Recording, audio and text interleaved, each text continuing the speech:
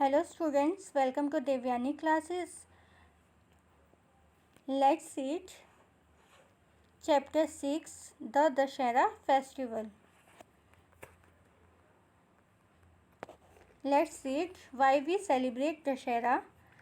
चलो हम पढ़ते हैं कि हम दशहरा सेलिब्रेट क्यों करते हैं. What is the story behind it? और इसके पीछे क्या कहानी है. ठीक है.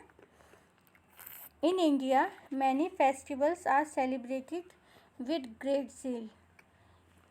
भारत में त्योहारों को बहुत ही उत्सुकता के साथ मनाया जाता है.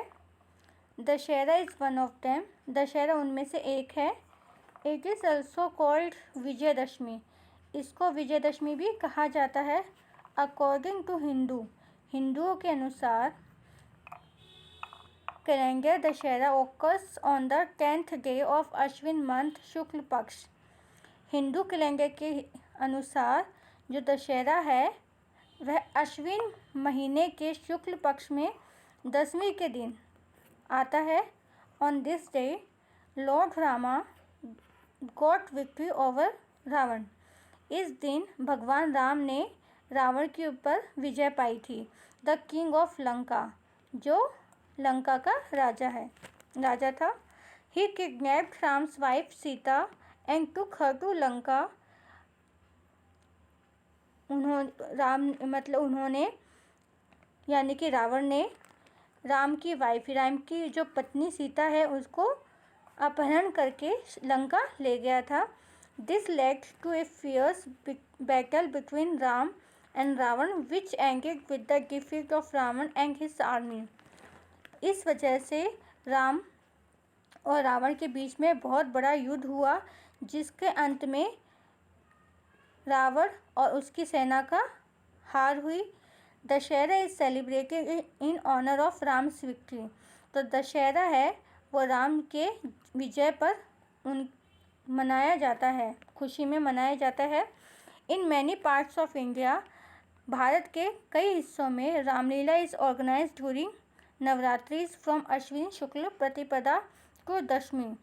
तो भारत के कई हिस्से में रामलीला जो है वह आयोजित की जाती है नवरात्रियों में, जो कि अश्विन शुक्ल के प्रतिपदा से दशमी तक होती है.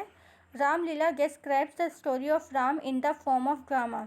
जो रामलीला है वो राम जी की कहानी को एक ड्रामा के रूप में, कहानी के रूप में डिस्क्राइब करता है, बताता है.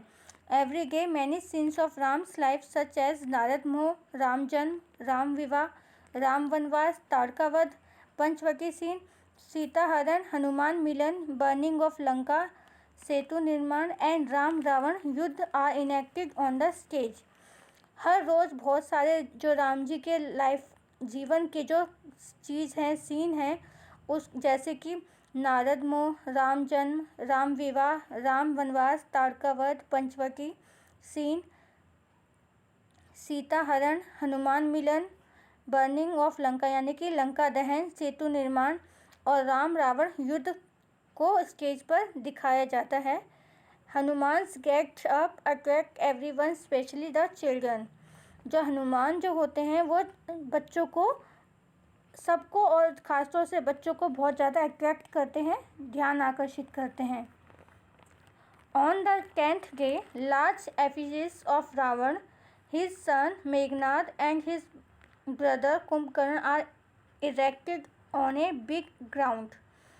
और 10वें दिन रावण और उनका बेटा मेघनाद और उनका भाई कुंभकर्ण का एक बड़ा सा पुतला ग्राउंड पे, जो एक बड़ा सा मैदान होता है, उधर रखा जाता है. This effigies are stuffed with fire crackers. और जो ये पुतला होता है वह पटाखों से भरा हुआ होता है. In the evening people begin to assemble to see Ravan dahan and fireworks. और जो शाम के टाइम बहुत से लोग इकट्ठा होना शुरू हो जाते हैं रावण दहन देखने के लिए, और जो फायरवर्क्स यानी कि जो पटाखे होते हैं वह देखने के लिए. Fairs are organised at various places on this auspicious occasion. और इस पवित्र त्यौहार पर, समय पर बहुत सारी जगह पे मेले आयोजित किए जाते हैं. Children enjoy themselves in many ways. जो बच्चे होते हैं अपने आप को बहुत तरीके से मज़े करते हैं। They play the roles of various character like Ram, Hanuman and rakshas using hanging paper, arms and marks. जो बच्चे होते हैं वह अलग अलग तरह के जो कैरेक्टर होते हैं, चरित्र होते हैं, वह प्ले करते हैं, खेलते हैं, जैसे कि राम का, हनुमान का और राक्षस का। जो कागज़ के हाथ से बने हुए कागज़ के हाथ होते हैं और मास्क बनाकर बच्चे अलग अलग रोल प्ले करते हैं। At sunset Ram and Lakshman comes in a chariot with vanar सेना।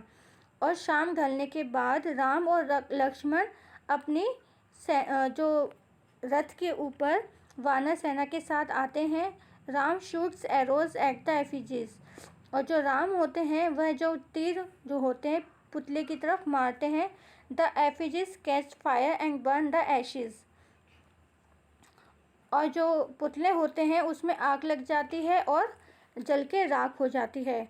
Fireworks and crackers explode in the air. और जो पटाखे और फायरवर्क्स होते हैं वो आसमान में जाके फटते हैं। People in some areas of Rajasthan go to greet each other. और जो पीपल यानी कि राजस्थान में जो लोग होते हैं वह कुछ एरिया में एक दूसरे के जाकर एक दूसरे को विश करते हैं, ग्रीट करते हैं। Dussehra is a symbol of victory of good over evil. जो दशहरा है वह प्रतीक है सच्चाई का।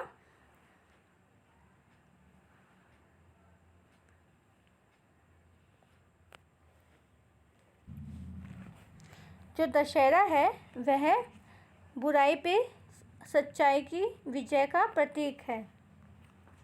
यह आपका लेसन यहीं ख़त्म होता है। आई होप आपको अच्छे से समझ में आ गया होगा। Thank you for watching.